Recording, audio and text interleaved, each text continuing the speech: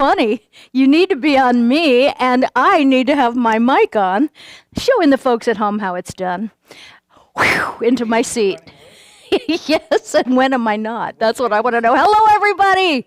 Hello, hello. I am so excited because we have a really, it's what kind of show would you describe this as? I mean, it's going to be It's adult subject matter, but not entirely adult subject matter. I mean, it's designed, as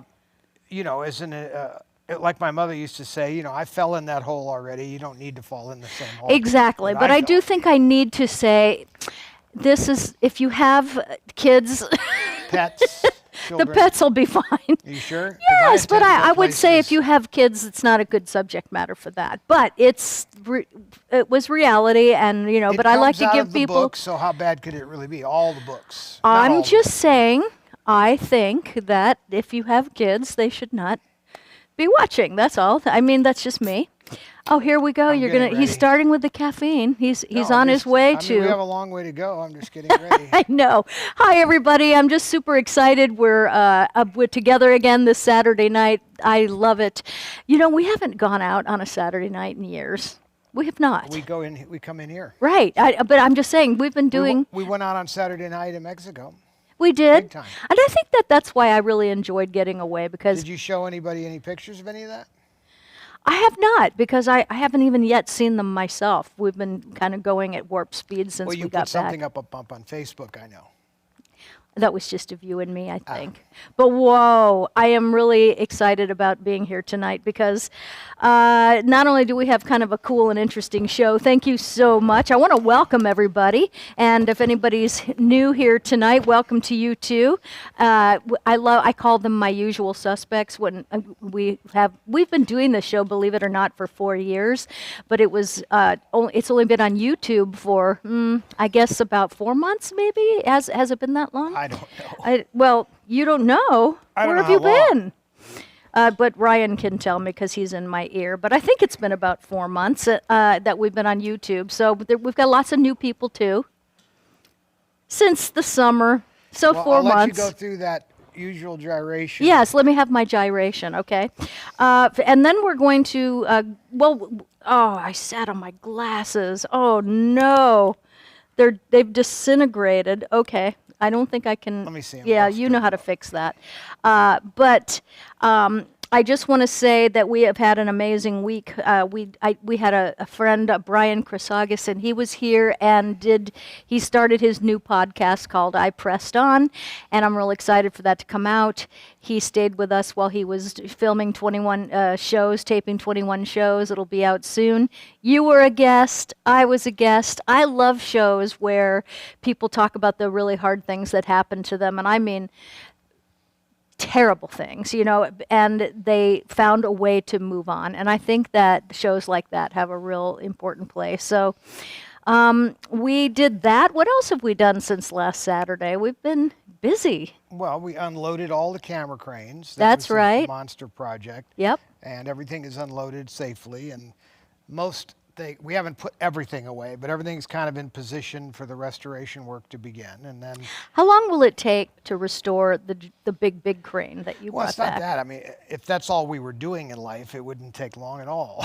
Oh, I know. It's just that because we have a backlog of projects, and then it's look at Buck's laughing because exactly. He's the one that is by your side through all of this. So well, I mean, it's and then we do.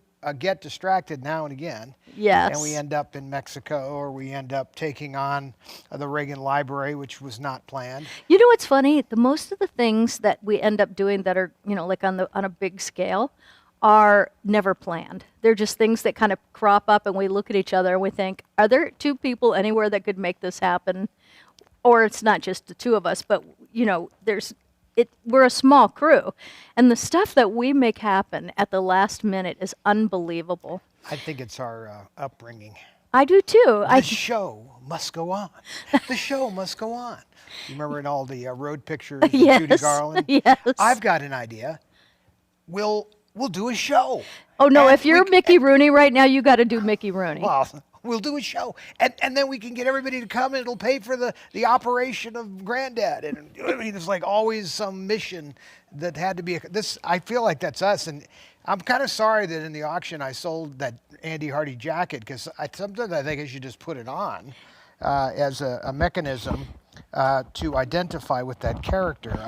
I didn't know when I was, being brought up and raised that I was going to turn into Mickey Rooney on a roadshow picture in Andy Hardy. Right. Well, I didn't even know that about the Andy Hardy jacket. That must have been the first auction because. Do you remember in the when I did that in my show? I was always selling the products.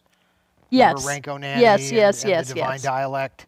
I'm wearing his whole suit, his jacket, the whole thing. Oh, now I remember. It was like almost like a seersucker or a No, little plaid jacket it's or like, little. Oh, I'd say it's more like like the flapper. I mean the 50s in college kind of an outfit if you really want to think about it. Yeah.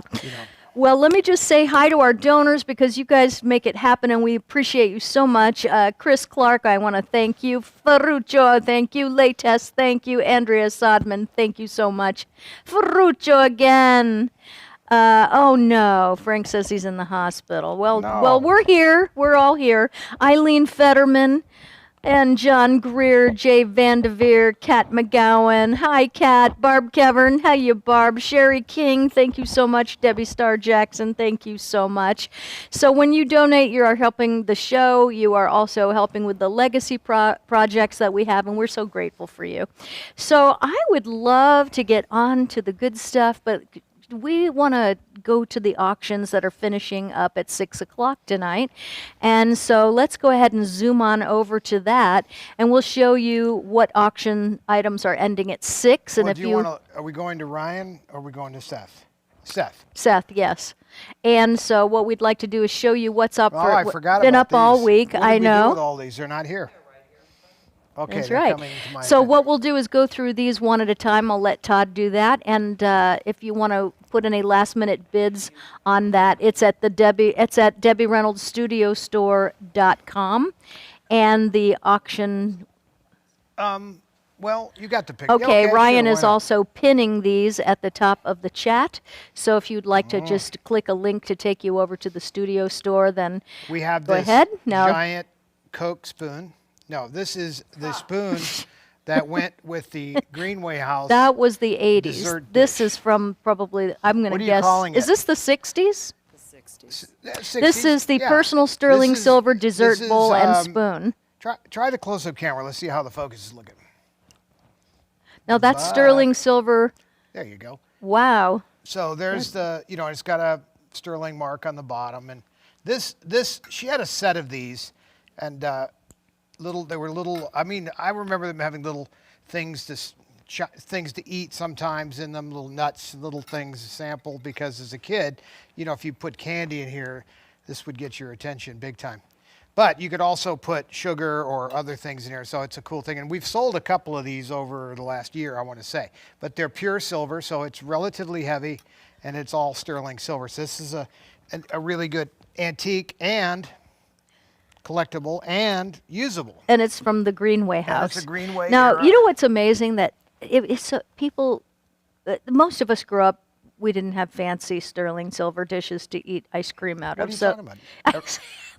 you grew up like that. Everybody but, didn't I have mean, that? but this I is, don't understand. and so when What are you trying to say? I was also collecting, small collecting before I met you. And when I would find, I remember I bought the hand ashtrays that belonged to Hedda Hopper. They were at her estate, and they were silver, and you'd put it in your hand and have your cigarette on it. So people walked around with their own private little ashtray that it had a When did little you buy place. those? I bought those in the 90s. And I was so excited by that. So I really get And they when were people silver, buy right? these things. They're probably sterling, I'm sure. Yeah, they are. To me, it was like, who don't held forget, this? when that And so was- this is who Oh, yeah. ate out of this. A lot of people. But Yeah. also remember, when this stuff was made, a silver was $6, or even less. I mean, An ounce. Yeah.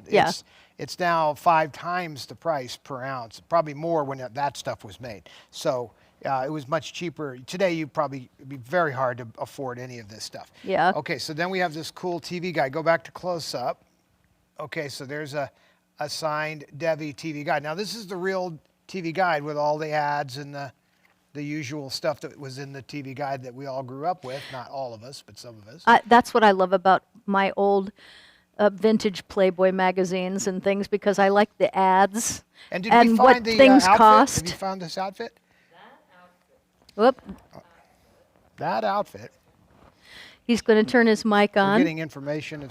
Yeah. Outfit actually sold at an auction about 2 years ago. It resurfaced. I'm thinking my mother probably sent this to like a charity event. Yeah. And, you know, I didn't start this. She did. It all began many years ago. People would be doing a fundraising for a charity, not just the Thalians, the City of Hope, you name it. And she would send something for them to sell, usually an outfit or something cool. And these are generally, what do you call it, designer outfits, so they're pretty cool. Anyway, that's a TV guide signed by her, pretty neat. This next item is, I described it last week, but it's a plaque about Tom Jones, and this was on display here in Vegas at the Wax Museum, and I was with my mom, and we bought like 4 or 5 of the wax figures, the outfits, and the plaques were there. In fact, they were sitting on little displays like this, and when you'd walk up, you would read, born June 7th in Pontypridd, Wales. His earliest memory of singing in public was at the age of 4. Mr. Jones was the first performer of international renown to break the color barrier in South Africa by insistence on playing to a mixed audience. He shares his music and talents with his friends and fans in Las Vegas 8 weeks out of the year by his appearances at Caesar's Palace. So it was like, I mean, it dates it right there, you know, because obviously. Anyway, that's a cool, very collectible little piece. Now, I would have probably put this in the bathroom where I have all the Vegas. We are out of wall collectibles, but space. it got so bad the other day that we actually were putting things sort of behind the toilet bowl.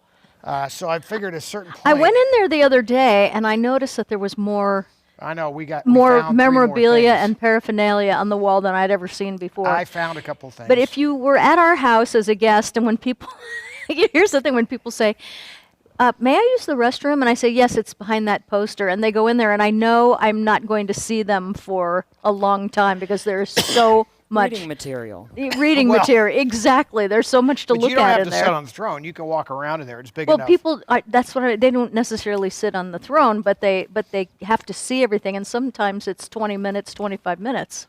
And the last item, is this the last item? I think there's 4. What's the 4th item? Oh, no, that's it. Okay, last item is this really like mint condition poster of In and Out when my mother plays Kevin Kline's mom.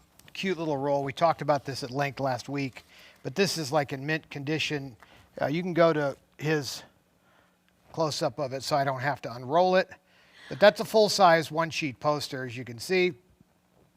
And It's a really nice, but you know, she, at different times, she would have me try to find these things so that we could get, like these were purchased to hang on the wall at DR Studios because they were never hung in her home or anything. but that's an original poster. Yes. Yeah. But like for now, we have one of these hanging in our house. We but, do. But that was because she wouldn't have done that. I have the one from DR Studios. That happens to be one of my favorite movies of hers because I think that she's fantastic Singing in it. in But the Rain and then In and Out. I It's a don't big know. jump. I know, but I love Kevin Kline in this film. Tom Selleck. I love Debbie. I love the story. I love everything about it. It's so I have great. to admit, I laughed my ass off in this I did movie. It's too. really a funny Well, movie. I didn't laugh it off because clearly it's on, but I did laugh pretty darn hard. Okay, and well, how many times have we mine is watched still it? there too. I've watched it many times. I think I've seen it about 10 these times. are the new items.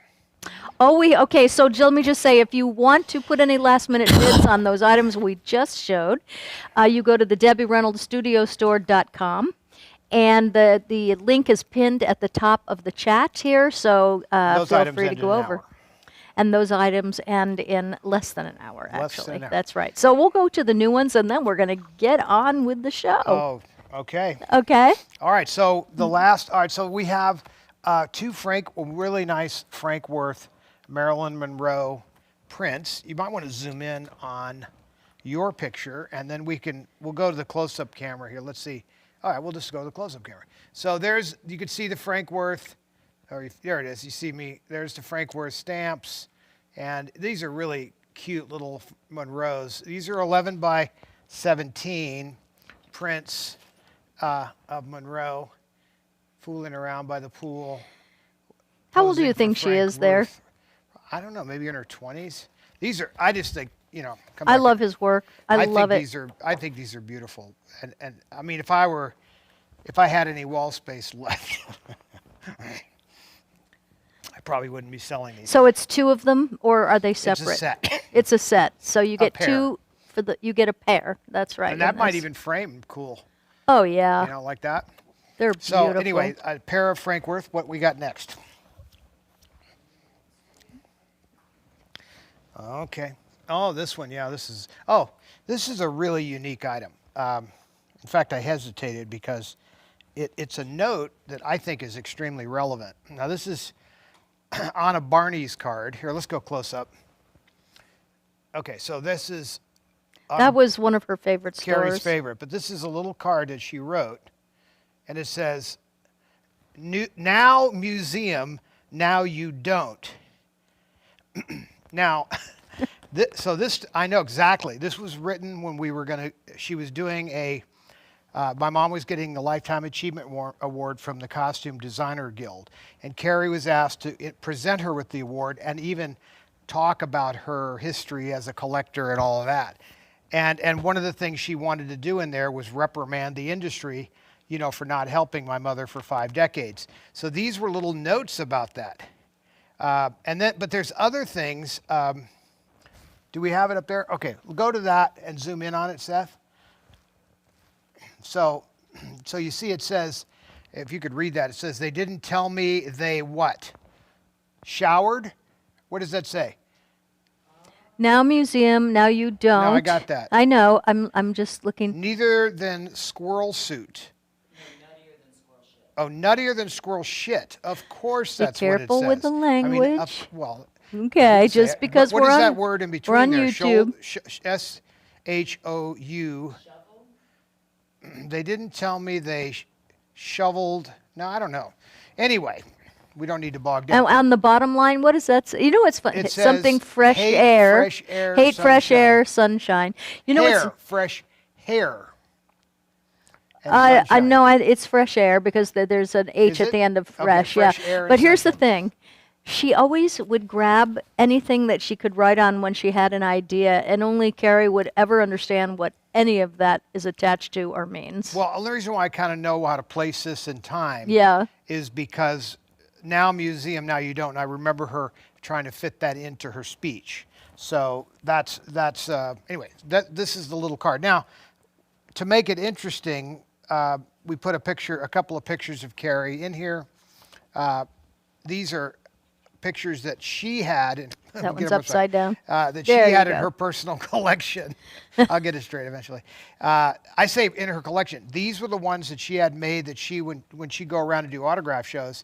So I just had a box of prints that she had made. So these were things she had made. She was taking them around to the Comic-Cons and whatnot, and then you would have had her sign this. Mm-hmm. But anyway, you can go one better here and have her note with the picture, right? Yes. And And then we also put a museum ticket in here just to kind of connect it back to the Debbie Reynolds sort of. So it makes a nice little collection of things. Anyway, that's the Carrie lot. I mean, you might want to consider also, depending on how hardcore you are, of getting like a Carrie check or something to go with this if you really wanted to have the whole thing. I think, do we have a Carrie check up on the website, Mr. Seth? Okay, but we are going to put one up, I believe. So next week. Okay, so Seth has informed me there will be a couple of signed items by Carrie going up. What else are we selling? We are selling the next one. A Debbie check instead of a Carrie check.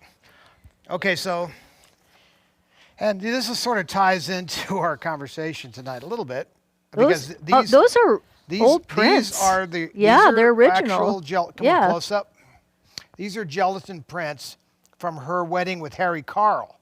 Oh no. Yes, and these are original prints from the original batch back to me. And, they're very heavy, kind of a matte finish. But this is tonight's subject, but those are the Harry Carl. That's a pretty dress, too. You said I just wanted to see what she got married in. And here's the whole point of the sale is close-up camera. This is a check to Harry's adopted son, Harrison Carl, for $50. Now, back in 1971, you know, $50 was quite a lot of money. But Harrison Carl, $50. So this was written to Harry Carl's son. And then on the back, he endorsed it. And it says, go back to the close-up, allowance. See down towards the bottom. So that's a pretty good allowance. I was going to say, what is that? What would that be today? I know he didn't do anything. That's for darn sure. But what would it be today? $50. $500. You know, I mean, it's 10 times the money at least. What else you got there? Oh yes. Is this the last item? Here you go. Now we did one of these, and then we found the second. Oh, that is beautiful. This is a serious antique. It's pure sterling. It has all the stamps on it, but it is a beautiful piece. This was sitting on the table once again, like a serving area. You know, it had little things put in it that you would be serving. You could even put a little bowl in it because it's big enough to hold that. But there were a pair of these, and we didn't know about that till we found the other one later. So go to the close-up camera. We can get a little scale on it. And you can also see how pretty that is. I mean, Yeah. This is all, you know, beautifully engraved and etched and carved, or whatever you want to call all that. It's clean. They just cleaned it because you could see in the picture that he had it wasn't cleaned to this degree. So this is a beautiful, and this is heavy. This is probably 2 or 3 ounces of silver minimum, just the scrap value. It's just beautiful. But who would ever do that? So I don't know who bought the last one, but they may want the pair. Yep. I'd hate to, because it's actually sat crisscrossed as I thought about it. Anyway, those are the current auctions, right? We're done with that. They are, and they will be on DebbieReynoldsStudioStore.com by what time? The end of the evening? What does that mean? Oh, just. That's right. Seth has a show tonight. What time do you go on? 7 o'clock. So when he gets off stage, he will make those go live. So they'll be up there later, and they'll be up there all week. So you'll have a chance to bid on those. Okay. That's right. So, when you told me what tonight's show was going to be about, I was like, what? Because No, you actually said, no, I don't want to do it. at first I said, no. And then we talked about it, and I thought, okay, well, I mean, you did write about this in your book. So, this is not like, hey, guess what? And most of the people that are in the room, I think, probably read your book by now. But it's a hard subject, Well, if so to I mean, speak. It's just. it makes for good stories, obviously, and I can just say that some people may shy away from these subjects, but there's lessons in all of these stories that can be extracted from them. Well, this is the thing. I mean, this is. How do I say this? This subject is a great part of what blew this marriage apart, and it's also attached to he had gambling. Harry Carl had gambling addictions.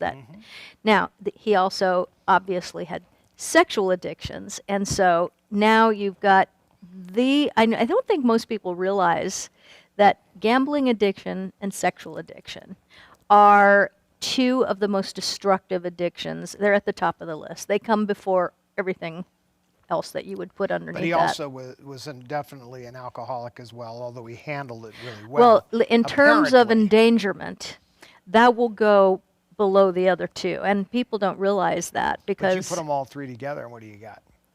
a disaster is what you've got, because it's just incredible. And I can't imagine. Did your mom? She knew about this. No. She never knew about Let's this. go. Well, let me put it this Can we way. look at full screen on Yeah. Seth? Can you not go full screen? Do we have to look at your desktop? You just go view full screen. No, just go. Yeah, up there. It'll say full screen somewhere. Right. Right. Okay. So and then now you can zoom in. So this is when everything was everything was going well. Like she thought that she was making a great decision when she met Harry. She was coming out of the Eddie thing. Yep. And he was a young man. This was a stable, multi-millionaire, one of the richest guys. Owned the largest shoe store chain of shoe stores in the world at the time, and other businesses, and was very highly successful and very well established. And so in her mind, she was trying to protect the family and not make another erratic decision based on love. We wouldn't want to be in a relationship just for love or anything, because that could cause other problems, like you might end up with a narcissist singer, for an example. Well, here's the thing that is so ironic is that, I think she did love Harry. I mean, but Not at the time. Not the way. No, of course not. Eddie was the love of her life. I mean, she called it young love Right. with me.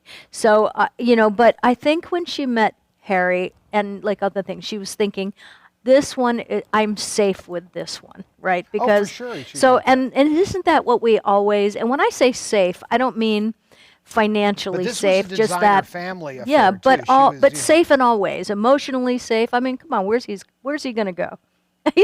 He is Debbie Reynolds. Where is he going to go? Well, and he idolized her to get be- any better than this, So there's a level of emotional If you safety. look like that and had Debbie Reynolds, people would be thinking, man, have you got a catch? Right. So the sad part about this particular story that we're about to get into is that she was so wrong about him because she didn't know. People didn't know about addictions back then. Right. They didn't know about personality disorders. They didn't know about mental illness disorders. They didn't know about sexual addiction. They didn't know about gambling addictions. It was really, it's a tragedy, but there's a lot to be learned from it. I think it is, because she had her life just completely ripped out from under her. So I do think that these are important to But talk it did about. go on for a long time, 13 years to be precise. And she didn't know. Not till 13 years. Yeah. So, I'm just going to get past this ad. There we go. I think that we should just jump in. Well, we showed the pictures of them together and how all of that seemed to be such a grand idea. And in fact, Seth was going through some of the scrapbooks and he stumbled on this letter. Go to the close-up camera just so they could see it. And I'm going to read this letter. This is a letter from Harry Carl's Shoe Stores Limited. And it says at the top here, 300 retail stores in the West alone, Beverly Boulevard address, and then it says, from the office of Harry Carl, president.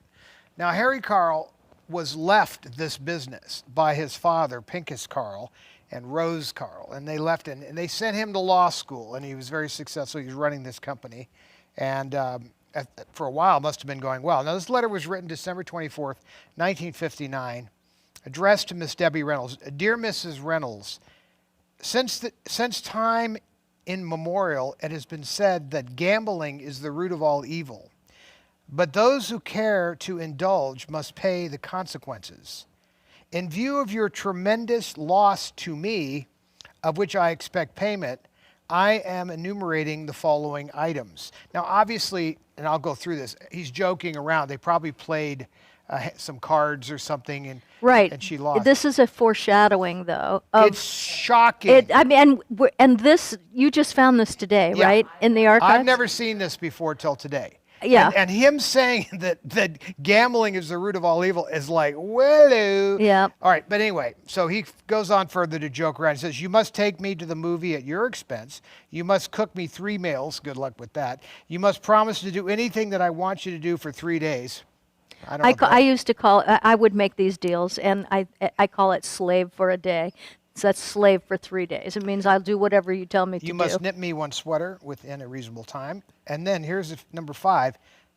You are to give me a pedicure. Another foreshadowing. Now, When we go where this story is a going, pedicure- it's all going to the be pedicure is the feet, not the hands, right? the pedicure Just is the checking, feet. because Yes, where we're headed in this story goes right to gambling and pedicures. and in a very weird way. You are to wash my Rolls Royce. Now, I'm wondering if he was actually talking about the car or if he considered his members a Rolls Royce. You are to send me flowers with a note of each day to my desk for a year. This is a big payment. He says, I have consulted my lawyers with regard to your signature under each item. I am placing it in the vault in case you should not complete your obligations, at which time this matter will be turned over to them. Very truly yours, Harry Carl. And go to the close-up. It's signed by Harry Carl. P.S.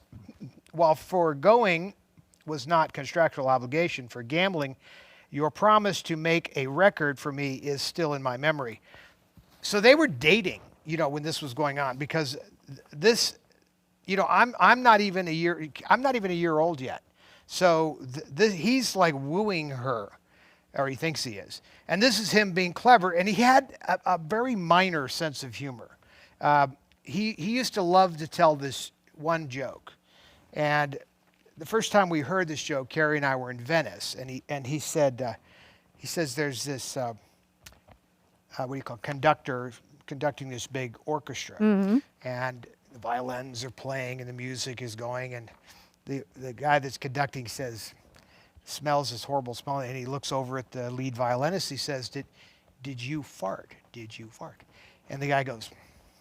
And he goes a little further along. It's getting worse. And he goes back to the guy. He goes, "Did you fart?" And the guy goes, "No."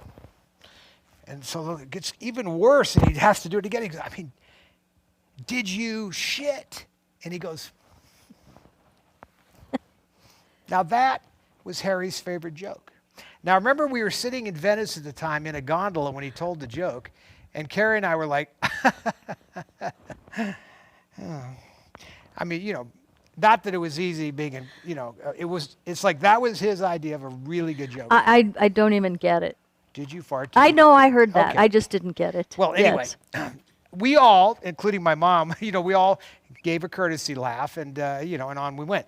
But at the time, so that was at a time where she was trying to reconcile a marriage. She didn't realize just how bad things really were at that moment. And how she didn't realize that he had lost all the money. She didn't realize that there was inappropriate behavior going on. So I have her book here, and there's you got more than one spot marked. We got the white one. Okay, so Okay. Yes, and Okay, we we can can do do that. And this book is not unsinkable. This is no, Debbie, My this Life. is the original Yeah, book, the original but I'm gonna autobiography. read you her talking about her starting, what it was like for her to learn about some of the nefarious behavior. Yeah. But before we do that, since we've gone to the history, we're going to run This Is Your Life, where she had just married Harry Carl, and now he was sort of not just playing the role anymore. He had landed her, and he went on this show. If you remember this show, this was a really cool, fun family show to be on, and people got to see you and your family and your kids. And so my Uncle Bill is on there. My Uncle Owen is on. I mean, some really interesting people. Go ahead and hit that one. We'll hit it.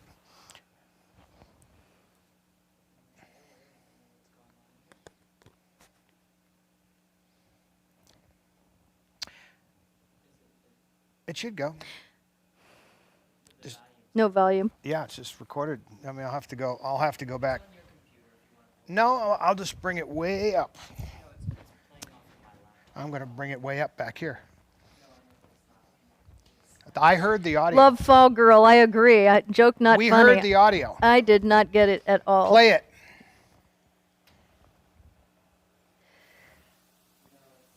It's not. Okay. All right. I just And- thought I heard the audio. So, well, it's- Debbie Starr Jackson. I'm reading some of the things. That is the signed Debbie book I got today. She said, "Well, that is the first." I read only this if the book sound is turned down. probably not long after it came out, and because I love Debbie Reynolds, and I was very interested. I love autobiographies. I love this autobiography, like as You're I saying loved it's the on this other. computer? But so if you have not read that, Debbie, and you Which just desktop? got it, you have to read it. It's really It has to got be some on this great one, or I stuff. can't do it. All right. This is going to take a little while. Okay, well then let's just skip it. We can come back to it. I hear it. Because the moon is in asparagus and the bread is rising. I think we are having Mercury in retrograde because we've been having lots of electronic issues all week. Okay, I'm taking over. Just leave it alone. Okay, so the daddy is on it. Let me go in and read some things. Here we go.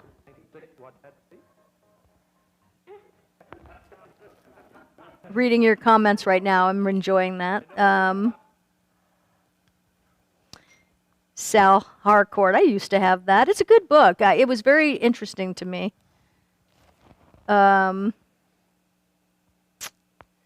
Yes. And we have some new people here tonight. It's really, you know what I can do? I would really like to thank again. I have more donors, and we want to thank you for that. Nicole Talencio, thank you so much. Barb Kevern, thank you again. Joe Stocking, thank you so much. Denise Smith, thank you. Kathy Hobbs, Beth Hughes, thank you. Hi, Beth. And I think your husband's here too. Hi, it's so good to see you both. Kaylin Novi, Elizabeth Gandy, Kate Maloney, nice to see you. Michael Shane, nice to see you, and thank you so much, both of you, for your donations. I really appreciate that. And Chris Clark, thank you again. Okay, so I think Debbie Starr Jackson, it'll take me a while to read. Yes, I know. And Frank, I'm so sorry you're in the hospital. I hope you feel better soon. And I think we should just go ahead and start the show, is what I think we should. I mean, start the story. Todd? I can't make it work. So. Well, then let's get on with it. Okay. Oh, wait a minute. Ryan said that he can show it. Okay, go ahead. Okay, Ryan, take it over.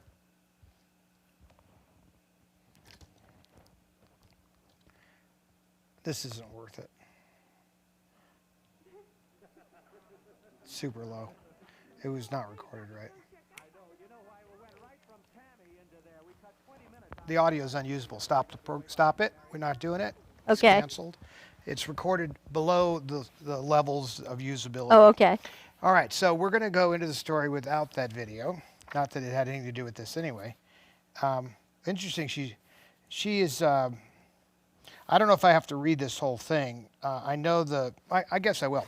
My mother was friends with Jean Dixon, who was a psychic of the time. You know who she was. Oh, I do. And I remember Jean Dixon was the psychic to the stars. And back then, of course, I didn't believe in that. So I said that she couldn't predict her next period. That was my big Well, she joke. did predict the fact that Harry was fooling around with other women. Which She also predicted Kennedy's.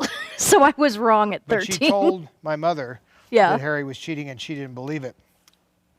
So my mother decided to check with Harry's closest friend, a guy named Gregory Peters, who lived in Spain, had a furniture company in Spain, also built the country club, La Manga Country Club. But she got booked on a television show being shot in London called Copycats with Rich Little, Frank Gorshin, etc., and got the tickets paid for. And she went to see Gregory in Spain without Harry knowing. And then Carrie came with her. When I finished the show, Carrie and I flew to Madrid, where I reserved a suite at the Plaza, and I called Gregory to ask him to dinner. As soon as he arrived, we sat down at the dinner table, and I started, my hands were ice cold, my insides were shaking. Gregory, I know, I'm very unhappy. My life has been difficult for the past 5 or 6 years. I know you might be able to help me here. He sat there patiently waiting. You have to tell me the truth, I said, Gregory. When Harry travels with you, does he see other women? And I don't have any idea why you're on a 2-shot right there. None. Hesitantly, haltingly, he came out, yes. What sort of women? Does he have a mistress? Was it one? I really wanted to know. No, he said. Not one other woman. No. Many women. Not even affairs, he said. Gregory knew that I was unsophisticated about the ways of men, as if this is supposed to be the way of men. Sorry, not the way of men, only the dumb ass ones. He explained things clearly and concisely for me. I sat there eating nothing. So, Debbie, I was thinking to myself, Harry wanted it and bought it.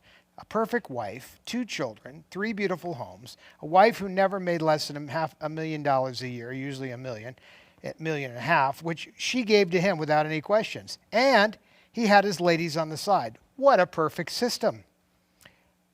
And anyway, he proceeds to explain to him that this is the way Harry is. Now, you would think at that moment that might have been enough to cause her, to blow up entirely. But it didn't. In fact, after this, we took that European trip that we were talking about where she was trying to reel him in as if somehow she could get him to change his ways, or maybe she even talked about it with him, I don't know. Now, of course, Carrie and I are completely oblivious to all this with the exception of one thing. Okay, here's a good picture. Now, that's worth going to. Just go to Apple TV for that. So there's the happy family. Now, this is right around the time where Debbie has gone to Spain to talk to Gregory. It's right around the time when the breakup is about to happen. This is in the music room. And, it looks like still a pretty happy family. Of course, we've known Harry as our stepfather for all this time. We've never seen him do anything weird. He was always a gentleman of the highest order. And you were when he came into your life, you were Like about 3. 3, and then Carrie would have been 4. 4, right? Okay. And so here we are at like 11, Right. so it's a long way down the road. Well, segue forward, Harry is obviously not going to change his ways, but she's clearly, as usual, trying to repair or fix things. So the European trip goes down. Everybody has a great time. This is when Harry tells us the brilliant joke that I just shared with all of you. And it leads to us coming home, but then shortly thereafter, the foreclosure notice is on the door of the house, and it no longer can be ignored that there are problems, like big problems. Now, at that point, it's like if one thing is messed up, so like he's cheating on me with all these women, somehow she's going to let that go or try to fix it. But now when you added in the front door foreclosure statement, it's too much. And this is where she, in that very room, on that very couch, go back to that picture. Yeah, let's do it at close up. I remember her calling Carrie and I into the room, and I'm sitting on that couch at that table, and inside of those little jars there were little butterscotch candies. And I would take a candy, and then she started to explain to me what's going on. And, and I'm like, now she didn't talk about... And you're 11. I'm 11, but she's explaining, she didn't say anything about Harry cheating on her, nothing about sexuality or anything. She said, I'm going to take a play, and hopefully it'll be successful, and we're going to go to New York, and if it's successful, I want to send for you to come to New York. And I remember I said, well, wait a minute, I'm in the middle of making a movie and building my Western town. How is this going to fit into my schedule? I mean, I'm saying it that way, but I actually did ask that question. She said, no, you're not coming right away. You can finish your Western town and continue with your filmmaking or whatever you want to do. But Carrie's coming with me. She's going to be in the chorus. It's a play called Irene. Didn't mean a thing to me. This is a 1913 musical, the reprisal of a musical. And it's like, I would have never heard of that. Anyway, long story short, she's explaining why she's leaving, but she really didn't bring up any details. In fact, I didn't even really know about the money thing. She didn't get into that because she's, at the time, I'm sure if we read about it in her book, we'd see that she didn't think, did you have that chapter? Where I don't know if you have, I can just tell the story. I mean, she didn't think I could handle it. And I'm not sure that I would have understood it entirely anyway. But I was actually, I was 13 when the conversation took place that we're talking about. Because by the time she gets to New York, I'm in my mid-14s. So there were months where she was away. And Harry Carl was come to me, and he would bring me little newspaper stories, articles from the Inquirer kind of magazines of the day. And he would say, he'd read me these things about, and what was brilliant about her not telling me anything is it's like, you can't believe that stuff.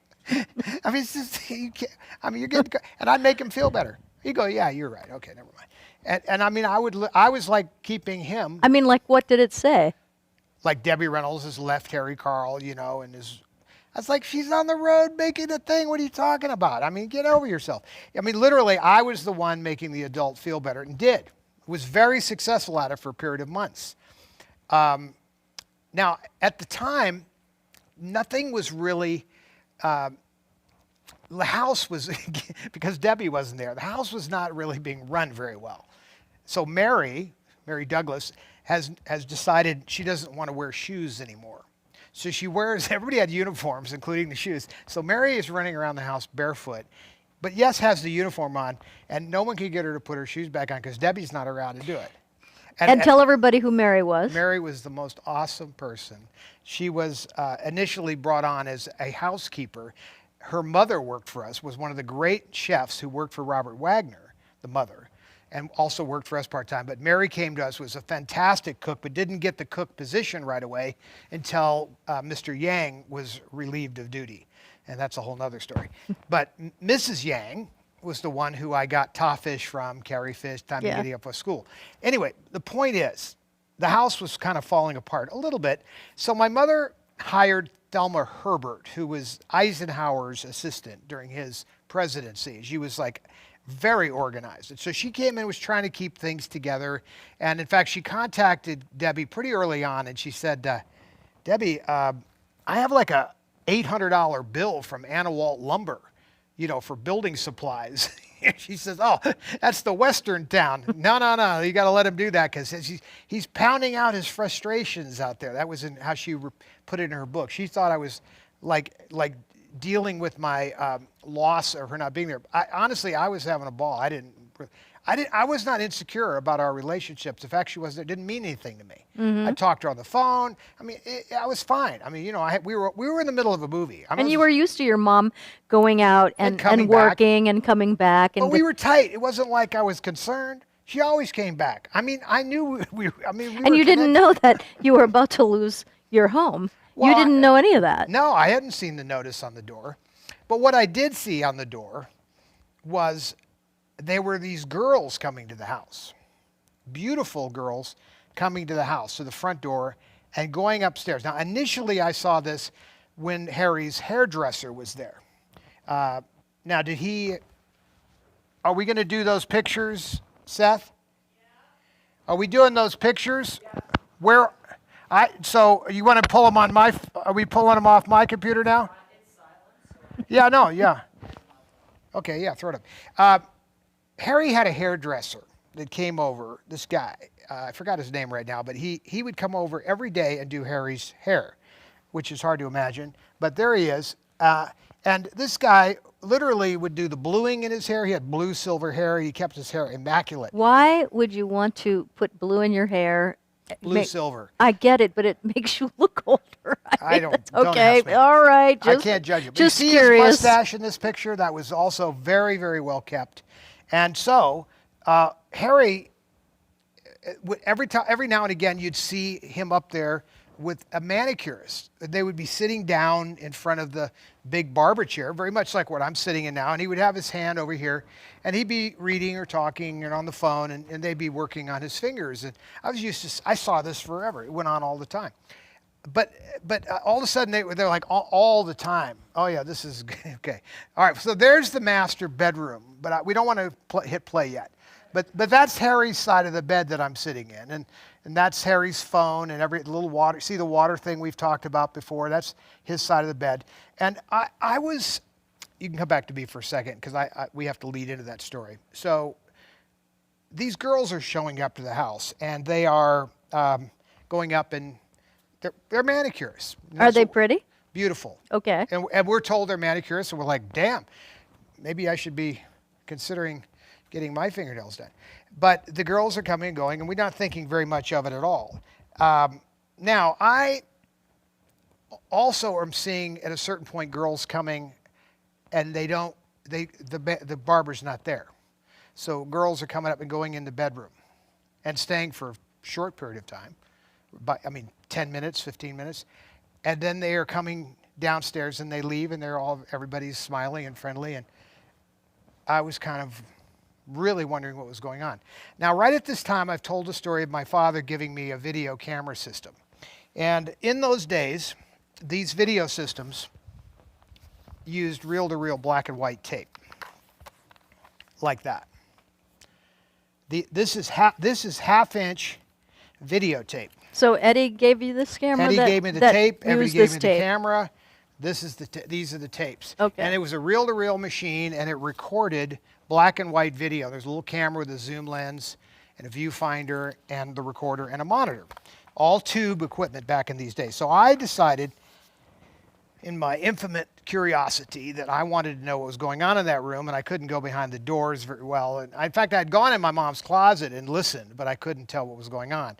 So I installed a camera in the room across from his bed. At 11 years old. No, at this point I'm 13. Oh, okay. Well, not that that's a big difference. Yeah, but at 13, you were putting a hidden camera somewhere.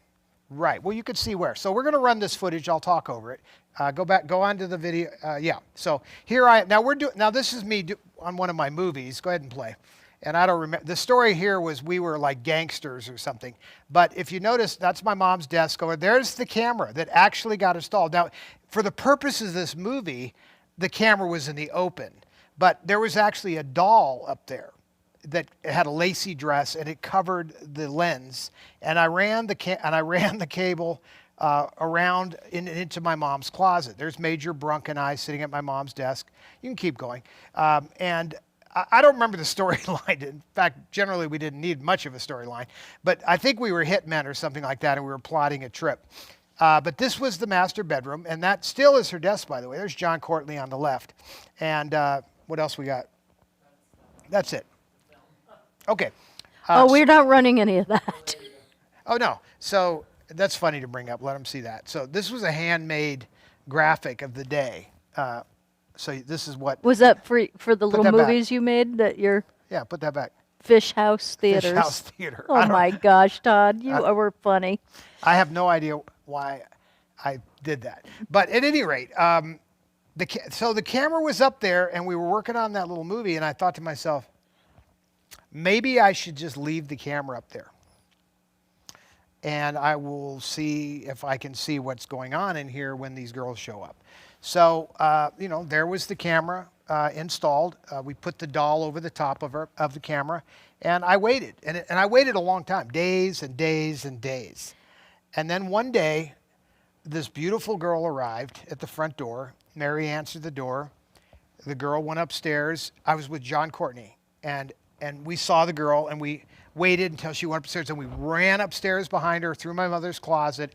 And under my mom's dresses, in her clothes, we had the monitor and this recorder. And we turned everything on. And in those days, tubes took quite a while to warm up. So slowly the TV came on in black and white. And there was this girl. And that exact angle you just said, go back to my angle if you can. I had that. That is the angle. So if we can show he'll bring it back. The angle is above and across, and you could see Harry was laying. Yeah, you got to go forward until the first part of the video is the one, because that's it. So now the camera was framed a little different, probably panned a little left, but he was laying on the bed. But what's interesting about this, as opposed to the way I'm sitting, is he throws his leg. Let's go to the wide shot. He throws his legs over the side of the bed, like this, and the camera, of course, is over his shoulder now. So all we see is his back, and then we see this girl in frame. Beautiful girl standing in front of him, dressed, who then undresses. Okay, now you're watching this on a monitor. In a closet, My in my mom's gosh. closet, under her dresses. And John and I are like, I mean, what are we seeing? What are we looking at? And she takes off her clothes, and now we see. And now, when the top was exposed, we look at each other like, oh, we're like, wait a minute. Like at one moment we were like, this is cool, and then another minute we looked at each other like, what the fuck? Oh my like, gosh. What's going on here? So he's just sitting there like that, and she then kneels down in front of him and disappears, and she's down there for, I don't know, a couple of minutes or something. And he's just literally sitting. He used to wear these little silk robes, and so he had nothing on underneath. That, Carrie joked about. Oh yeah, flattering balls and all that. yeah. So we just had we didn't see anything. Just saw that is over. Anyway, she stands up, puts her clothes back on, and leaves the room. And he throws the sheets back over, and then he's laying then he throws his feet back up and gets the remote control in his hand, just like I'm laying right there, and starts watching Star Trek. And John and I are sitting in the closet like, what was that? And he's like, I don't know. Well, what just happened? I don't know. I'm like, I mean, what? So it's important when you're growing up in a childhood situation to have somebody who has most of the answers that's your age. So there was a guy named Scott Zimmerman who was very advanced. So whenever there was a question about Playboy magazine, he had no supervision growing up. So he had, he was smoking pot at 13 and showing us joints, and all of that came through Scott. So we went to Scott the next day and said, we have to show you some footage. So we brought him over to the house, and we busted out this tape, by the way. That's the tape. Yeah. So. Oh my gosh. What's funny about this? Now, obviously, I can't run this tape because I've been told that I do things that are always getting me in trouble. Anyway, go to the close-up camera for a second. Okay. So you'll notice that it says it has the things that are on the tape, and at the top it says Jacques Cousteau. Beneath the Frozen World with Rod Serling narrating, and then below that it says Harry Bedroom Sequence, as if it was a production of some sort. So needless to say, Scott comes over, we thread up the tape, I run it for him, and he immediately says, oh, well, that's a BJ. And we're like, a what? You ran it for your friend, for and Scott, that's what who he knows said. what everything yeah. is. I mean, he knew all about, none of us knew anything about sex. He knew everything about it. He says, that's a BJ. We said, a what? And he's trying to explain to us what a BJ is. And we're like, ew, what? Like, that's gross. What are you talking about? And, we can't. And then we're three of us are sitting there, and I'm like, would you consider this to be like cheating on my mother? Does this qualify? So there was a roundtable discussion with the three of us of whether or not this actually is considered cheating. And, in Clinton style, he had said, no. This is just like nothing. Like Clinton said. What did Clinton say? I didn't have inappropriate relations. No, I did not have sex with that woman. Okay, so Yeah. that was Scott's thing. Oh, sexual relations with That's that what company. Scott said, way before Clinton thought of it. Scott knew this answer. He said, no, that's not sex. That's something else. And explained, it was oral sex, but not sex where it would be considered cheating. So the whole thing was justified, and it left us thoroughly confused. But I didn't do anything about it. I did not tell my mother. In fact, I was I didn't know what to do. I didn't know if it applied. But a few days later, Mary comes to me. And she said, boy, you're in trouble. And I was like, well, what did I do now? Of course, that was no news to me. I was always in trouble. She said, well, Mr. Carl, he found that camera you had up there on that cabinet. Oh, my gosh. God. And I said, oh, really? Yeah, he's really disappointed. And I said, yeah, not half as disappointed as I am. And you can tell him that for me. And I walked away. And that was the end of that. Harry Carl never mentioned it. It never came up again. That was the end of that part of the story. Now, giving no more than a month or so, the girls are still arriving at the house. And I don't have to tell this whole story in great detail, but one day, like I said, the house was a little unorganized. So one particular day, the doorbell rings in the afternoon and nobody's there. But you can hear the bell through the intercom system all over the house. It's ringing, nobody's answering. So I go to the front door and I answer the front door, and there is one of these beautiful girls who says, is Mr. Carl home? And that's when I said, I'm Mr. Carl. And she laughed. And I won't tell the whole story, but this is how I lost my virginity. And you could read the story in its entirety in my book, because that's not really the topic. But you could see how all of this corruption leads to other things. And I'm not saying that was a bad experience at all. I'll tell you what it was is sexual abuse. You were 13 years old. Well, yes and no. I didn't feel very abused. Well, I know, but here's the thing that people don't get about this is that even though at 13 you're like, oh yeah, this is awesome, but it is sexual abuse. Well, that's why there are laws that would prevent adults from doing that at this point, maybe I was 14. But at any rate, you could just see how all of this weird behavior is going on. Now, I don't remember. I know that really shortly thereafter, I leave for New York, and I'm living in the brownstone in New York with my mother, and this subject comes up, meaning they're going to question me about what did I see. So I never told her about, is Mr. Carl home, until years later. And I never, when questioned about the camera in the room, I never told her about the camera in the room till years and years later. But I did tell her because she had a lot of information about the manicurists. So I did say that, yes, there were a lot of manicurists, and they weren't always there with the barber. And I said, I didn't, she figured I was totally naive at this point. If it wasn't for Scott Zimmerman, I probably wouldn't have known what any of it was. So thank you, Scott. But there I was, explaining to her that, yeah, I'd seen this parade of people. And she was over him at this point.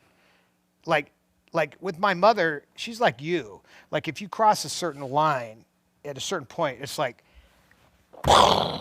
Yeah. and you like that the door echoing down the chamber. I mean, it just slammed shut. Yeah. So he was done. I mean, cooked, well done. Put a fork in him. Right. He was done. But she at that point, the lawyers are showing up to the house, and I'm sitting in the living room with my mother and the lawyers, and they're talking about division of assets and how she was going to have to sell everything, including her collection. And I listened to all that BS. And then they said, and the ring. You got to give up the ring. And she took the ring off her finger and put it on the table.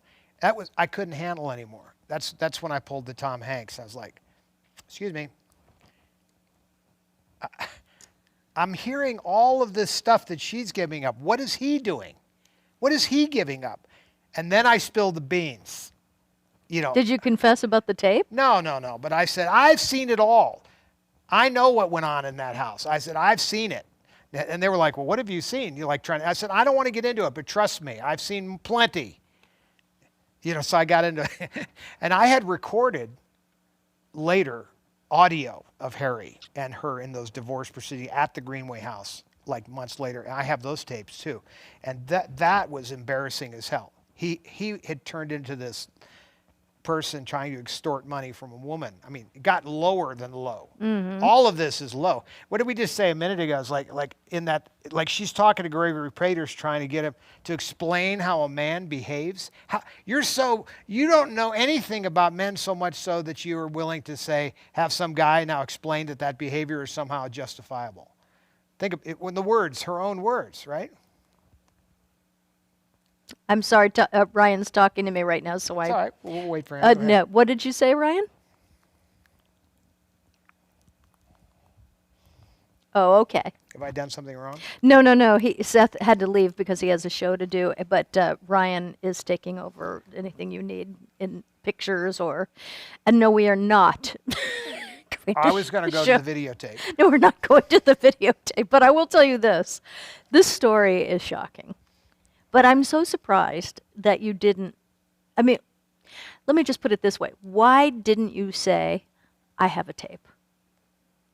Because I was embarrassed by the tape.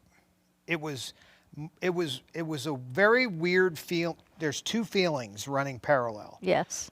And one of them is, what are you doing to my mother? Something about this isn't right. And then is this appropriate on any level? And it's like getting caught with a Playboy magazine when you're a little kid. Is it really appropriate on any level? So it was easier, and Mary never said anything. Isn't that interesting? Once I told her, yes, I understand how disappointed he is. Me too. Once that went out, she was like, So that it died. The whole thing. By the way, what would the tape have done? It wouldn't have done. And I don't know, and I don't know what was admissible in court or anything like that back then. The divorce, the whole divorce hinged. There was no issue of the divorce being justified between. The creator of the finances alone. Yeah. She was like, "Excuse me, I have to save my family, and you're not part of it anymore." Because you've messed up every which way.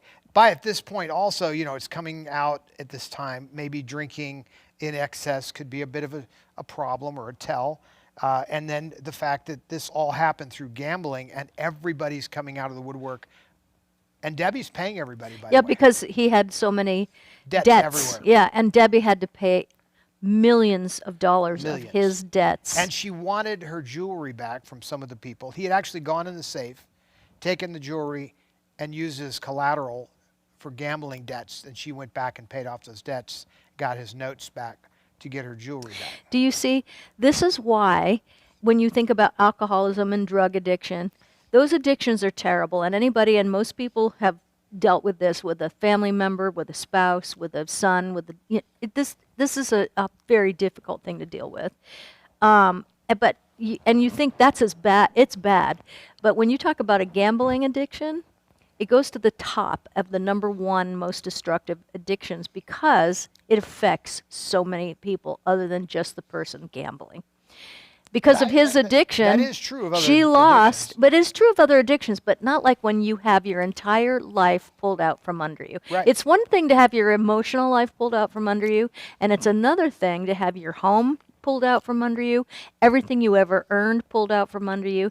And this is why gambling addictions are at the very top of the list. Then the next one is sexual addiction, which is technically just a term. I don't even know that it's a diagnosis because that comes from poor impulse control. So, it's all complicated, but your mom got smacked with all of it. All of it three at once. He was an alcoholic. That's number 3 or something. But the gambling and then the sexual addiction, which is, again, the reason that is so destructive, is because when people hear sexual addiction, well, what's so bad about that? Because most people have no idea what that is. And what's so bad about it is that what it means is that you're having inappropriate sex with inappropriate people at inappropriate places and times. And putting in those and days, putting no one your understood the family, risk. and there's so many people that get taken down by it. And so this is why those addictions are at the top. But the financial fallout from the gambling, it'd be one thing for him to blow all of his money and ruin his company and all of that. Exactly. It's another thing to dip into her money because she was so trusting. He literally went in and mortgaged her bonds. For example, when they got married, she had a certain amount of money in treasury bonds, like, a really conservative little investment. That's where all her money was going for all her little movies that she had been making up to that time. So here we are in the late 50s. You can imagine how many movies she'd already made. Mm-hmm. She had quite a bit of money already to herself in bonds, and he blew all that, gone. Well, and if you wanted to just scratch the surface a little more, and I know you don't know the answer to this, but I will bet you anything that he was sexually abused when he was a boy. Now, you brought this up. Now, you should explain that because I don't have experience in Well, this. this is why I got so angry when years ago, and you were talking, and before you even wrote your book, and you told me about the manicurist that came to the door and asked to see Mr. Carl, and you said, "I'm Mr. Carl," and I got that. I mean, what 13-year-old boy wouldn't, here's the thing. The reason that it bothered me is because it's sexual abuse. Yeah. I said, "I'm Mr. Carl. I'm Mr." I'm in. Exactly. But here's the problem that most people don't realize is when children are sexually abused, how it affects them in their adult life is what's really so terrible, because that creates a very negative, I don't know if it's many, I'll just say stay in the safe zone with that. Many people who are sexually abused end up having sexual addictions. And you think it would be the opposite, but it messes your mind up so bad that nothing makes sense about that. And so most people that are sexually addicted, you will ask them, were you abused when you were young by a family member or, a teacher or whatever? And they'll say, how did you know that? I mean, this is my experience when I work with people. They'll say, how did you know that? And Harry was because adopted. of your addiction. Harry Carl was adopted. I bet you anything that he was sexually abused. So what if Yeah? So think about this for a minute. Rose Carl was in the Holocaust. Mm. Her husband, they came to the United States and made huge successes of themselves after World War II and built up this big company. And they adopted Harry. So where was Harry before that? Was he a war child?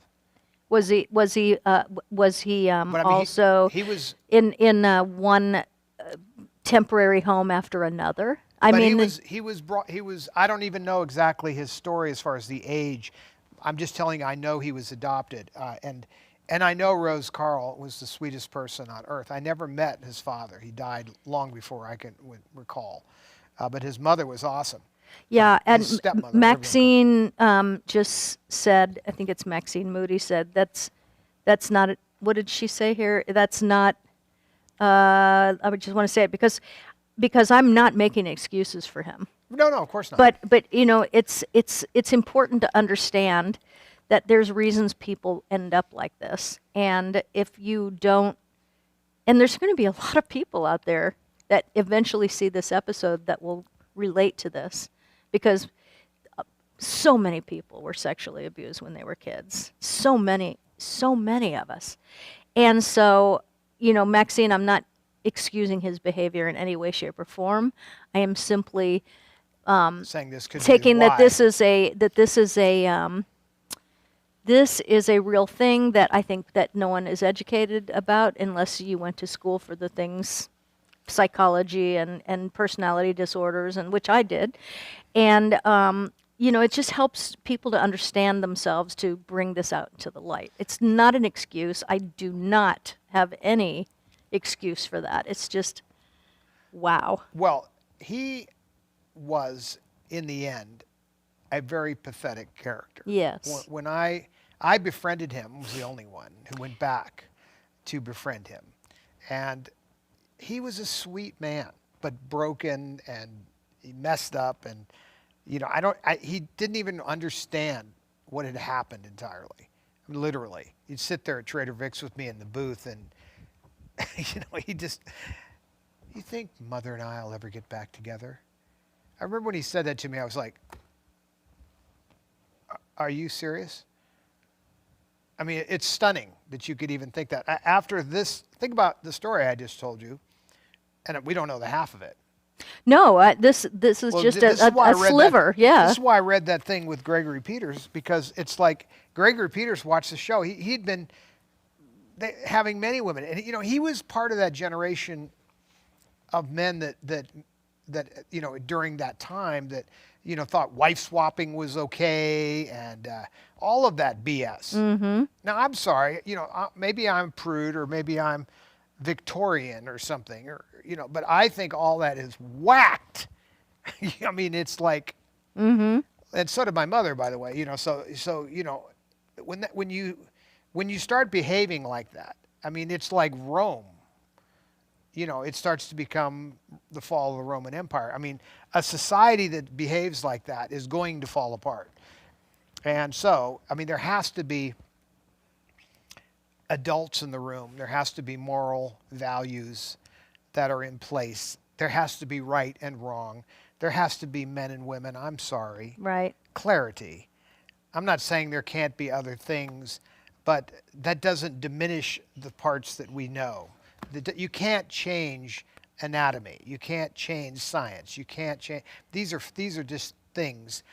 And I think moral values are as important as any of the things I just mentioned. Oh, yeah. And people behaving in an appropriate way. I mean, you said it best when you said impulse control.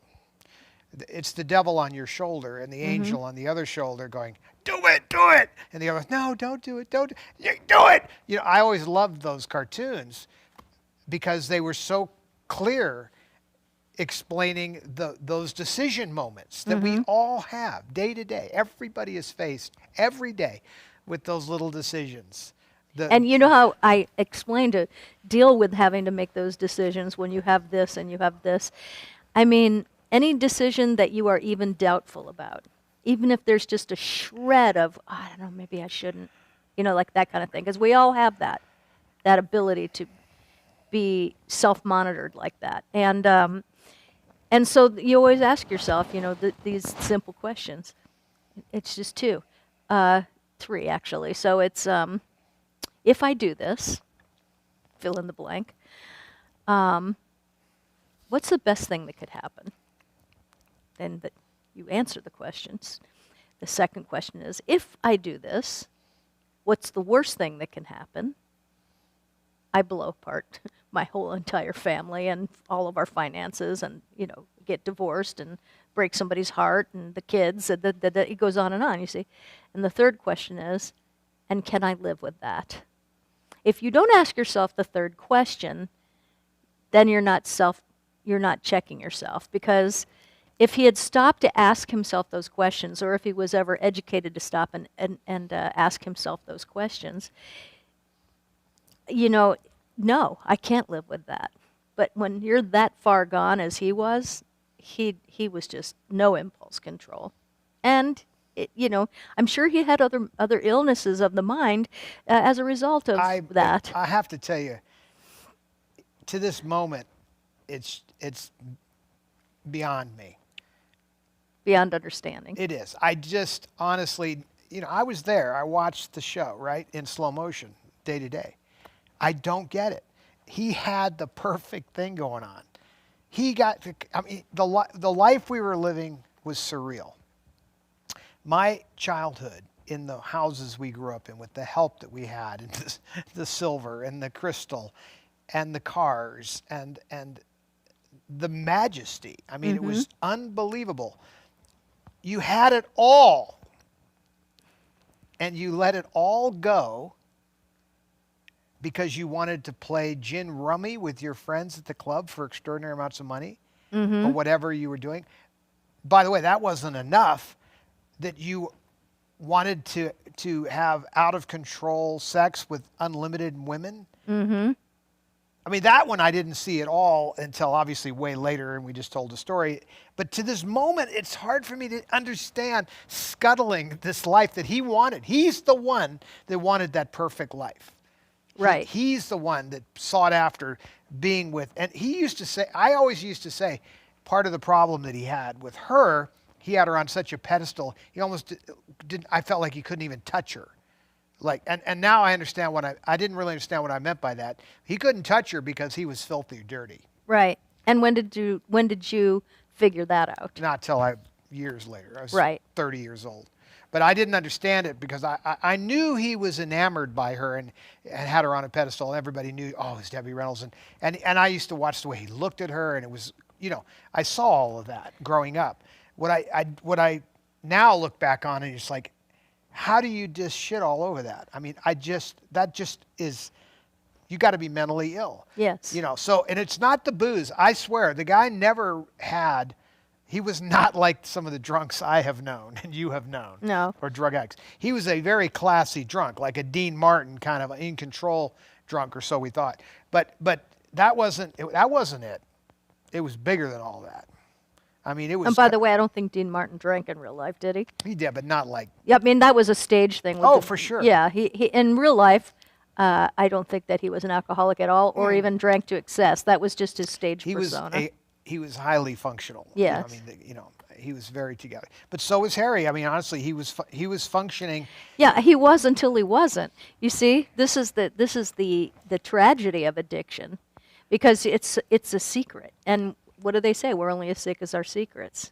So, I mean, your whole family had to be torn to shreds, and your mom had to start all over again, which, is not easy. No, but the humiliation is what pissed me off. Like, if you really wanted to, the things that made me the maddest about Eddie and all of these men is there's humiliation. What they did to my mother in public is humiliating. And it pissed me off as the child of, the son of, that was very infuriating. Eddie Fisher, what he did to her, it was a type of humiliation in a little different form. This was mega scandal also. I mean, not only did I steal and blow all of your money that you worked years to get and try to protect your family, but I've also been cheating on you with just indiscriminate hookers and whatever. I mean, all over the world. Okay, so as you're telling the story, I'm thinking, and I'm having all these thoughts, and my thought is, I know without a doubt who I'm married to. I know that without a doubt. And one thing that I have always known about you since the day I met you was, and your mom also, gosh, your mom was like a mind reader. She really was.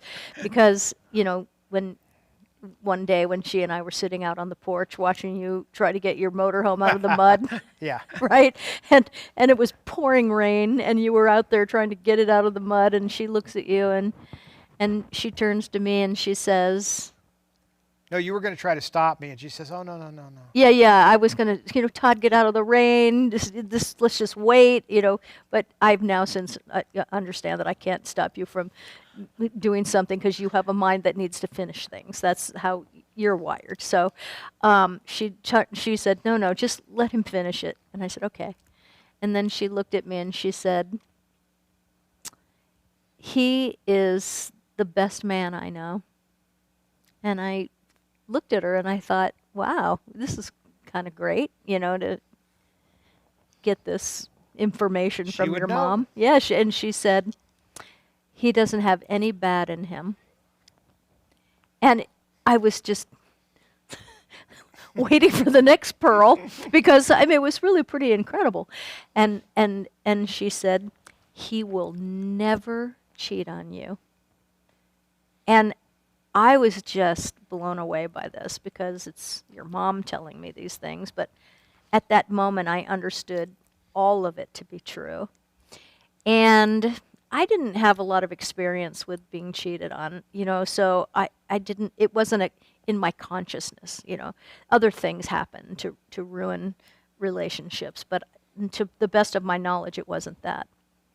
But I believed her 100%. And I also, as I got to know you, you're a great husband. You're a great partner in life. And I lucked out. I got blessed, because you are. And it makes me wonder, after all this, how none of that affected you in a negative way. It did. And your relationship skills moving forward. Well, I think, I had an epiphany in my early 20s, and that's when I became a Christian, and I think that brought order to things. I wasn't out of control, prior to that, although Miguel Ferrer and I had a few lost weekends and different things, but I always all through my life I can remember, we went to Palm Springs one time and we drank tequila and smoked pot, and I woke up laying across my bed in my room, and I had no idea how I got into my bedroom. And I said to Miguel or somebody, I said, "How the hell did I get in here?" And they said, "Well, you just walked in there and went to bed." I didn't remember it. That was the last time I ever did that. To this day, Yes. I was 16 years old. I never did it again. I was like, "Are you kidding me?" I don't remember how I got here. I mean, how many times do you have to do that until you say to yourself, "Not going to happen again"? Mm-hmm. So I think I did learn some life lessons along the way, and I think part of these stories that we've told earlier were a precursor to wanting to examine those stories and make adjustments, because all of that stuff happened to me obviously after watching all of this stuff. But also I had a great role model. My mother, her personality, her qualities, the way she handled herself in life was impressive. Mm-hmm. But it was also like something you were like, the term role model, I don't, she was truly somebody where you could say, okay, that would be okay to be like her. I'm not saying she didn't make mistakes and didn't get hurt and all that, but the way she handled herself, even in the face of all of that, was a show and something to learn from, and I did. And I know you did, but that's clear. But it's so interesting because now that I'm thinking about it, I do see how all of this affected you in a positive way, which is, but there's it's two prongs. So the great prong is that you became your mother's protector. Actually, you actually were the man in her life, and meaning that if someone was going to hurt her ever again, they were going to have to get by you. And you were like that about your sister as well. And I know all the years that at least I witnessed, when things would go wrong, you were the first person they called. Always. That phone would ring at 2 in the morning. We need you here. You would get up, get in the car, and drive the 3.5 hours to Los Angeles to be there. There was never, can we wait till morning? There was never that. You would be up and out the door and feeling needs that, whatever it was. And that's a beautiful thing. And I think when I say I lucked out, because I get the fringe benefit of that too. I mean, I remember you saying, you wanted to, years ago, you took my phone and you said, I'm going to put it in here so I know where you are all the time. That way, if I don't hear from you or you're ever in trouble, then I'll know where you are. If I don't hear from you, I will still be able to pinpoint where you are. And I loved that, because who doesn't want to be found if you're in danger? There are people that are living nefariously that don't want to be found. No, I understand that, but we don't have that. So, No. I mean, what was really great for me was I thought, wow, that's really great, because I will always feel safe. This gets back also, though, to appropriate relationships between a man and a woman. The man's role is the protector. Right. And even though I was very young, I assumed that role at a certain point, regardless of age. But I also understood it.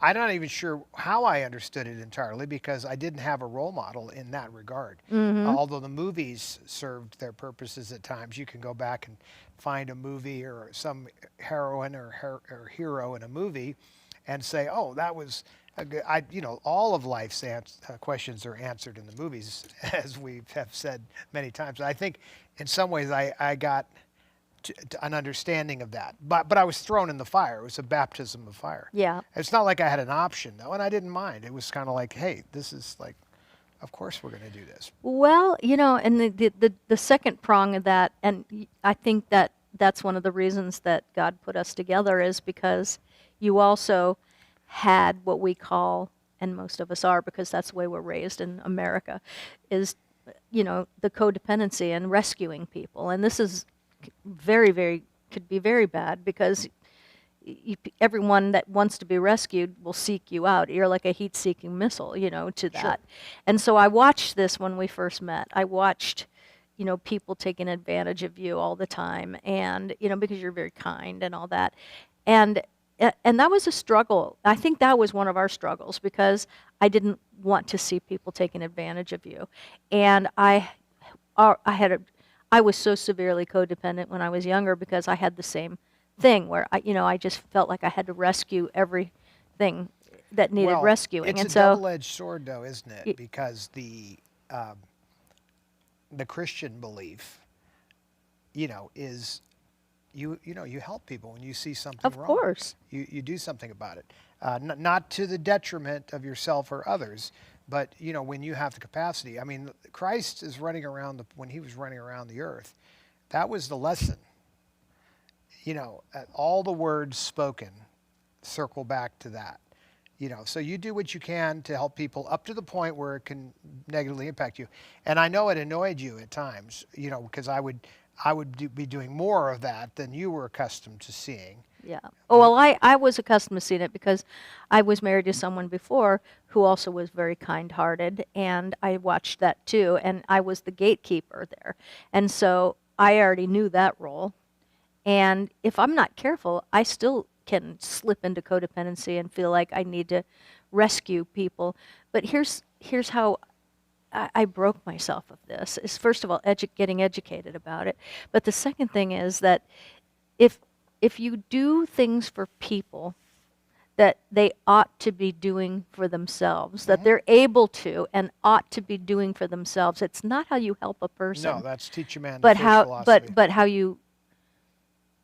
you cripple a soul. Let's just say that. Like people have to learn how to step up for themselves. Sure. So that's why the discernment, which I prayed for years ago, helped me know the difference of being used and me wanting to help somebody, because it hurts so badly when you get used. So when I met you, I thought, okay, this is part of my role, is that I become the gatekeeper.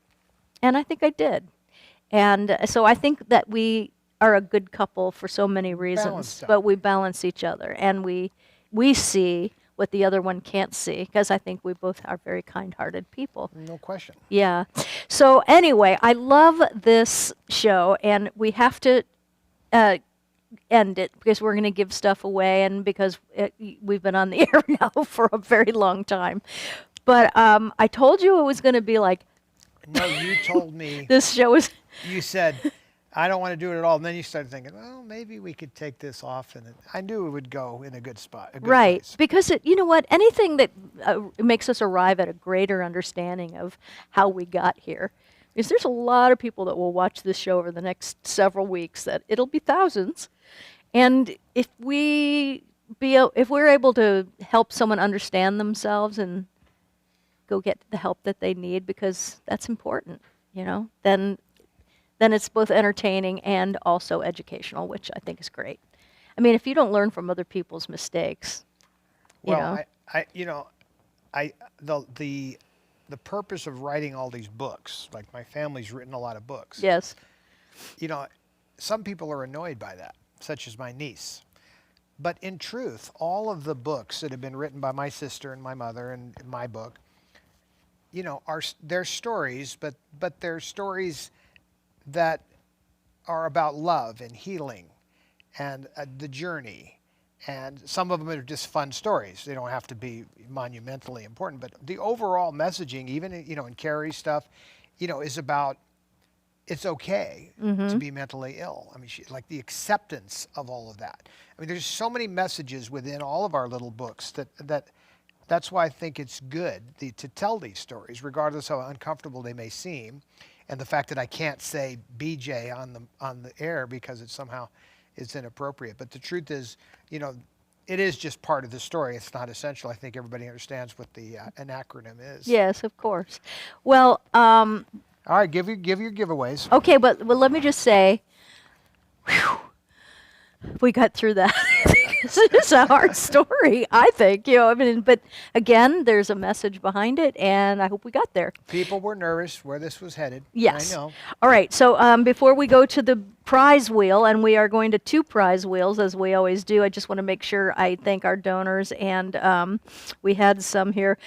We went a long ways without anything because people are like this. Hanging on the edge of their couch. Yeah, they're like, what? Well, I didn't even get into the whole second part of the Mr. Carl story. You can right. read that in my book, though. It's a funny story. Well, we have a donation from Kay McCracken from Ireland. She said, hi, Kat and Todd. Love from she's Ireland. Up late. Jeez. You both are a blessing and empower others just like Carrie and Debbie. Truly inspiring. Love from Ireland, Shauna. Shauna, thank you so much. We're so happy when we also have, people from all different countries. We have people from so many countries that watch this show, and we're just so grateful because I know it's some unbelievable hour for you right now. It's thank 9 you. hours. I know. So thank you so much. We so appreciate It's the it. dawn's early light. Right. And Scott Michaels from Dearly Departed, Scott and Troy also donated to us. So thank you so much. If you don't know about Dearly Departed tours, you look up Scott Michaels Dearly Departed here on YouTube. Fantastic channel and just fun stuff. And I miss you guys. It's been a while. So come see us. All right. I am going to give stuff away now. Here we go. The wheel. I don't know if you can see it. I don't think you actually can, but there's a randomizing No, wheel. he's got it. He can cut to Oh, it. and we have a viewer that I've never seen before, there's the Glenda wheel. Stevenson, who made me laugh many times tonight, so thank you for that. Okay, so you're seeing this wheel behind me. This is the first wheel. So everyone that made a comment in the room tonight, you are actually on this wheel. We're going to spin it 6 times, and we have 6 prizes that we'll give away from this wheel. And then we will go on to the super wheel, which is all of the people who donated last week. So that wheel's a lot smaller than this one, and you have a greater chance of winning something pretty darn amazing. So let's get started on let me just see so I don't know what we're giving away, but Seth put this down here for me. And, okay. And I'm supposed to, let's see. I don't know what number, so I'm just going to take a guess. And do you know where the super prize is? Because that, I'm not sure what it is tonight. Ryan, you can talk in my ear. Do you know what it is tonight? I can go look. Oh, okay, I have it. Fantastic. All right. See, just like that. Is it He here? talks, I hear, and I say Is it in the room? I have it. Yeah, it's in my lap. In your Okay, lap. so let's get started. Barb Kevern. Barb Kevern, you are winner number 1. This is a randomizing wheel. It's digital. Ryan spins it digitally. It lands digitally. So Barb Kevern, you are the first winner, and here we go. You are getting a... Oh, Kyle. Oh, Kyle, I miss you. It's been a long time. Kyle and Brian are both in Pennsylvania. Actually, yes, we'll just leave it at that. We have a $25 gift card from my company, catcosmetics.com. That's catcosmetics.com. Barb Kevern, you are the winner of that. I'll bet you spend it on the muscle gel, the miracle working muscle gel. I just know it. So congratulations. Go ahead, and anybody that wins tonight, please write Ryan at catandtoddlive@gmail.com. You have to claim your prize, and we have to get your address and things like that. Put that down John Eric St. James, you are the second winner. And you know what, John Eric? You have won the Debbie Reynolds CD. This is a music CD that you can play. It's got Tammy, A Very Special Love, Am I That Easy to Forget, Moonglow, Time After Time, Mean to Me, Love is a Simple Thing, Sposen, You Won't Be Satisfied, Hooray for Love, and Abba Dabba Honeymoon, one of my favorites. So John Eric, I'm going to send that to you. Congratulations, you are winner number 2, and we have a third one coming right now. Let me see what that is. I'm going to put these right there.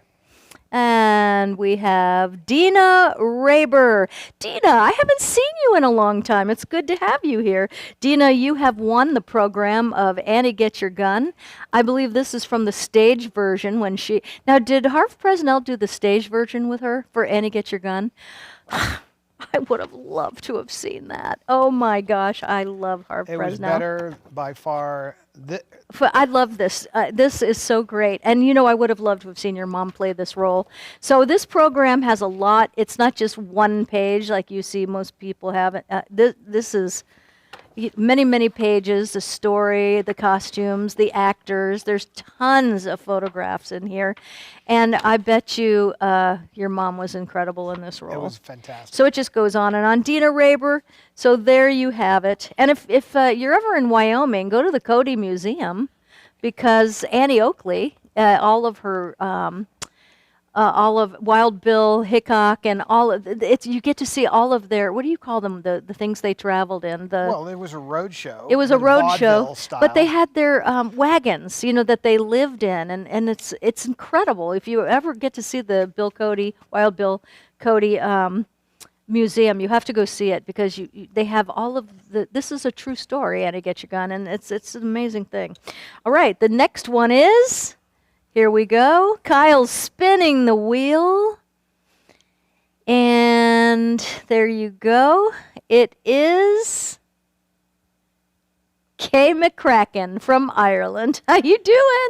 Okay, Hey, I'm that's so... the person that you just I mentioned? just mentioned her, yes. So Good juju there, huh? that is, exactly. Okay, so here we have, it's a cassette, and I know that most people would never be able to play it, but that's not the point. It's a collectible, because it's never been opened. It's never been opened. It's a cassette of The Unsinkable Molly Brown, and it comes with 2 postcards. soundtrack. And so the soundtrack from the movie, I love this film, one of my very favorites, and then 2 postcards of Debbie from the movie. This painting was in the film. Yeah, 'Cause it's it's in the house. massive. It's a big painting. But we have this painting now, and it hangs in our house, and it's one of my favorite things. I love every time I pass by it. And one night, when Seth lived with us for the first 6 months that he was here, I went out one night to get something to drink, and he was up late. He couldn't sleep, and he was standing in front of that painting, just staring at it because he loved your mom's so much. I wish so much that she could have met Seth. I think she would have really I don't loved think it him. would have been good. Seth might have had a heart attack. Exactly. And then I think we have one more. So here we go, and then we'll go on to the super prize. All right. And there you go. Maxine Moody, you have won a $25 gift certificate to catcosmetics.com. So go ahead, all of you who won tonight, please write Ryan at catandtoddlive@gmail.com. Where did your light go? My light? Just lost your light. No, I have one on me. That's all we need. All right, so now we're going on to the super. Congratulations to all the winners. Now let's go to the super prize. Max, make sure that you contact Ryan at that email address so we can get that to you. So these are all the folks that donated last So month. these are all the folks that donated last time.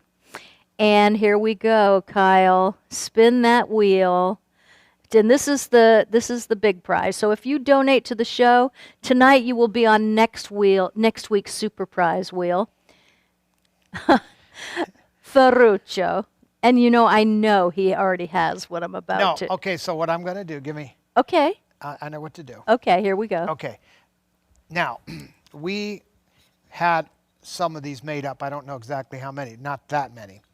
But we had these made up. And you can cut the close-up camera. But you have to tell I'll them what it explain. is, yeah. Close-up, okay.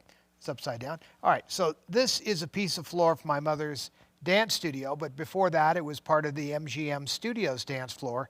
And it's very old, but we reinstalled these MGM floors at DR Studios back in the 70s where they sat for 50 years. Everybody from Frank Sinatra in the old days to the newer people, such as Michael Jackson, danced on this floor. So we made these up, and then we had these little stickers made for them. Well, it's a little plaque. Yes, like a little brass plaque Yeah. that has a name. But what we're going to do, now everybody seemed to like this a lot. So what we're doing is I am remaking these. And I found a guy that took my mother's signature and burned into the floor Debbie's autograph in laser. Yeah, I haven't. Oh, yes, you showed it to I me. showed you the Oh, it's prototype. beautiful. Then it says Debbie Reynolds Dance Studio, the dates, and they're going to, from now on, it'll be numbered limited editions, and I'm going to sign them on the back to make sure that it stays that way. So, Frank, since he's got this one, I'm going to give him one of the laser etched ones because I'll have them within a week or two. So you just have to wait. So hang tight, Frank. But they're going to be, it's phenomenal. The guy has this laser. It literally signs her name like as if she signed it, but burns it into the wood, and then the other names, and then everyone is going to have a number. Yes, and may I just say that that this is from the MGM Studios rehearsal, where they rehearsal hall where they rehearsed Gene Kelly and everybody that was in a movie where they danced at MGM. That was where they rehearsed all those numbers before they would shoot them on a stage. So the provenance of this floor is pretty fantastic. Yeah, and we didn't fix it either. It's all nicked up. Oh yeah. But we have our stage next door is this floor, and the floor in the theater next door is that floor. And whatever we have left over is what we do. I did not sand it down like to make it look perfect. We just sanded it down. Look here. What's here? If we go to Apple TV and start that over again. That's the floor. Yeah, That's but they're not seeing it. But Okay. if you could roll that They back. are seeing it. Well, they are now, but they weren't from the beginning. Well, it's plenty of stuff there. There it So this is Michael Jackson, and he is being choreographed by Michael Peters. I just saw him on the floor, and they're rehearsing Thriller. And this was at the Debbie Reynolds Dance Studio, and you can see how big that studio was. How many square feet? 5,000. Was that Studio D? Yes, it is. Yeah. So this is where the dancers all learned the Thriller number, and that's Michael Peters on the floor choreographing. Aren't you impressed that I know that? I am very thrilled about that. Because I have not seen Michael Peters in decades. It's pretty cool. But this is so cool to watch because, we saw this. Everybody kind of remembers where they were the first time they saw the Thriller video, because they were showing it. There he is. It's all right. They were showing it in the movie theaters. Right. A friend of mine took me just to see the Thriller video, and we didn't even stay for the movie. He just wanted, because I was a big Michael Jackson fan, and I still am. So there you go. So I hope that you all had a good time tonight. We sure did, and thanks for hanging in with us. I know it was a long show. I just want to say thank you to a few more donors before we go. Kat McGowan, thank you so much. I love what you say here. Thank you for the therapy session. Well, you're welcome. This is what I love to do. So it's just, I'm glad you had it. If nothing else, listening to these stories, if your life wasn't as complex as ours or mine, maybe it makes you feel better also, because I know a lot of my friends like, wow, your life was so crazy. And so sometimes hearing these things makes you feel like your life might have been a little bit more normal in some Well, way. and also I am a If big there is a believer word. if you have some weird or sad or bad or tragic story, then if you don't find the message in it, then that's all that it is, a sad mark in your life. Right. And that's unacceptable, Oh, I because agree. you have to learn from other people's mistakes as well Carrie's as your line, right? own. No, she said that if it wasn't true, it would, or so I don't remember, but it was similar. But I'm just saying that you have to make your sad, bad, tragic stories a testimony, Yeah. because then other people can learn from them. So that's why I love that. Also, Debbie Lewis, thank you so much, and I'll see you this summer in West Virginia when I come there. And my dance card is getting full. Next year's tour is insane for me, so I hope to meet most of you out there. And let me just see. Debbie Lewis, SG, thank you so much for your donation as well. I appreciate it. We both do so much. Thank you. And now you're all going to get a chance to say goodnight to each other, because we're going to run the commercial for my company right now, which is only 30 seconds. So say goodnight to each other and love each other and pray for each other, because that's why we're really here. We're angeling each other all the time. Thank you so much. We love you. Thanks for spending this Saturday night with us, and we hope you enjoyed the show. Uh-oh. Hey, I'm Catherine. We lost communication. Oh, that was Ryan. To live, but I also own catcosmetics.com. Only the best. No sound? Well, I use the Miracle Working Kit and help my daughter. It's easy to use, works for all skin types, and comes with a how-to DVD.